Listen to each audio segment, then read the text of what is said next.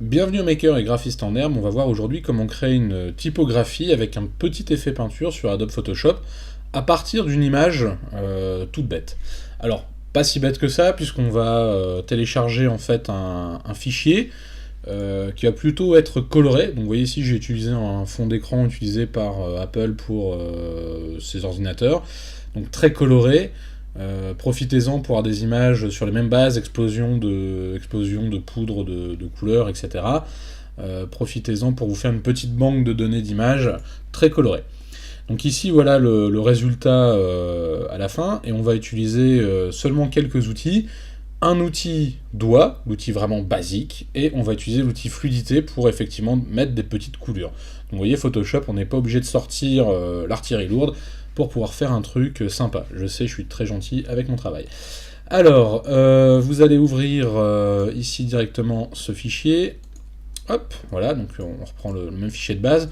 Ici, il est plutôt, là je suis à 25%, donc à 100%, il est plutôt de grande taille. Donc pas besoin d'avoir un fichier aussi grand.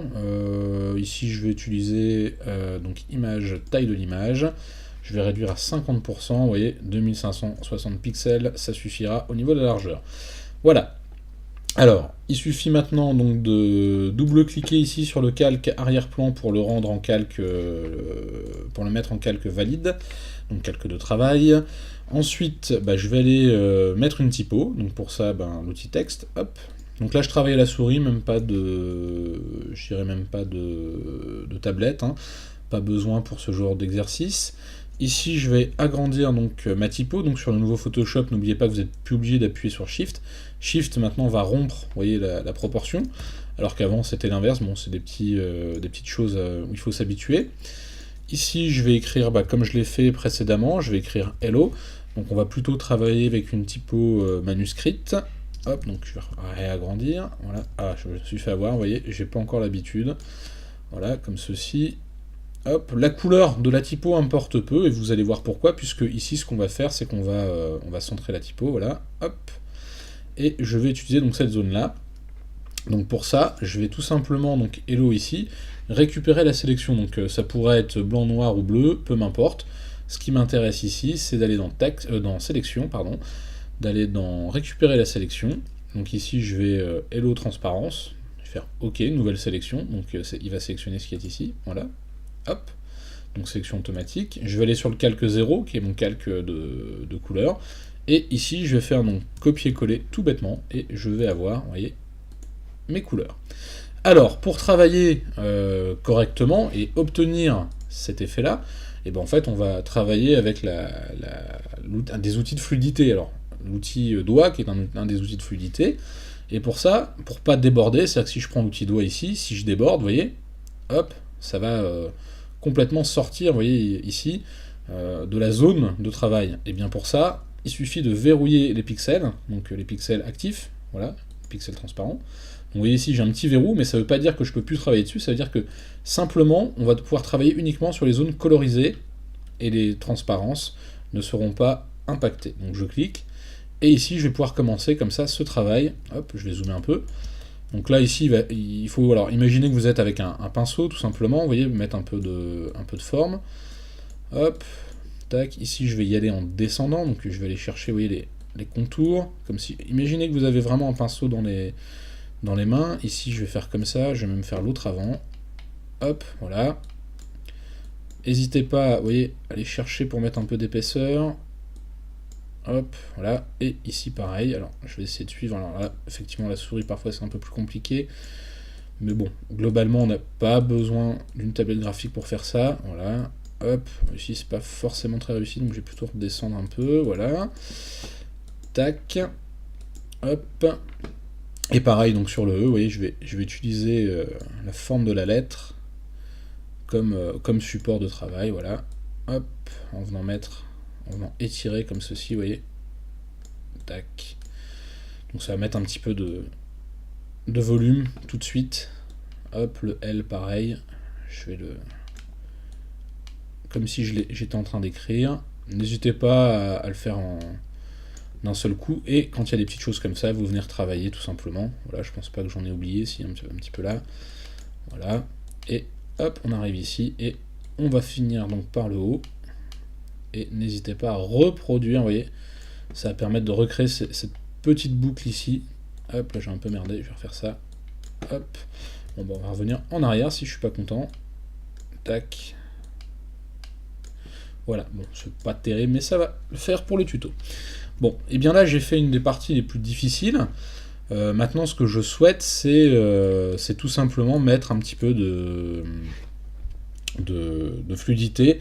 Donc comme s'il y a eu des coulures, comme s'il y avait eu un pinceau, ben pour ça je peux ajouter, alors désactiver ici les pixels, parce que sinon vous allez être juste sur la zone de Hello, filtre, et vous allez chercher l'outil fluidité. Voilà, alors l'outil fluidité, moi je l'ai paramétré comme ceci, là il a gardé les paramètres par défaut. Donc là, le simple outil doigt, et ça va nous permettre, vous voyez, d'obtenir comme ça des petites coulures. Hop.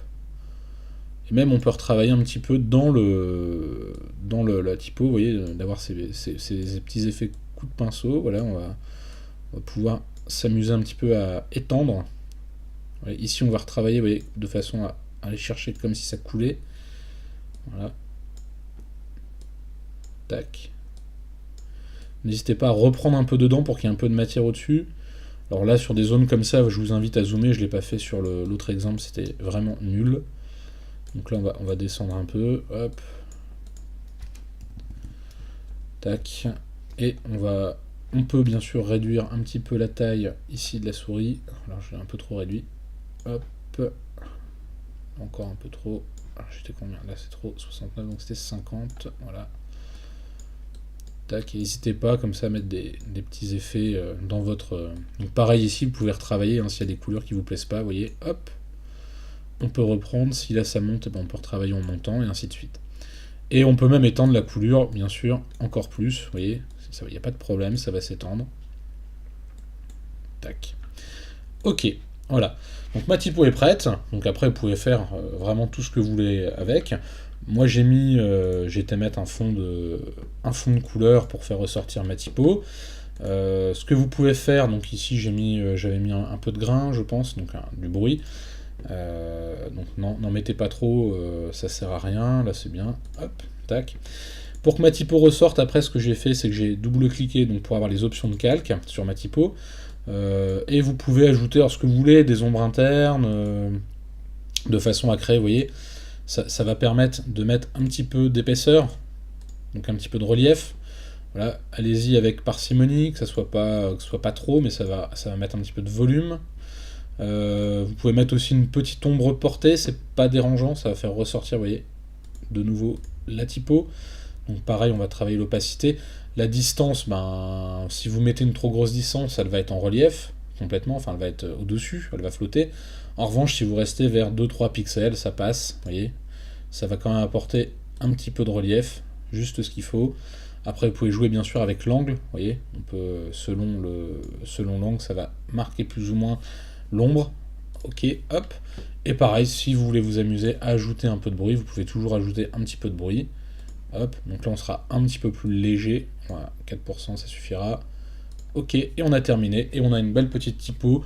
Alors regardez par rapport à l'exemple ici, ou celui-là, bon là, le mien est un peu moins léché que le premier, puis j'ai pas pris tout à fait les mêmes zones.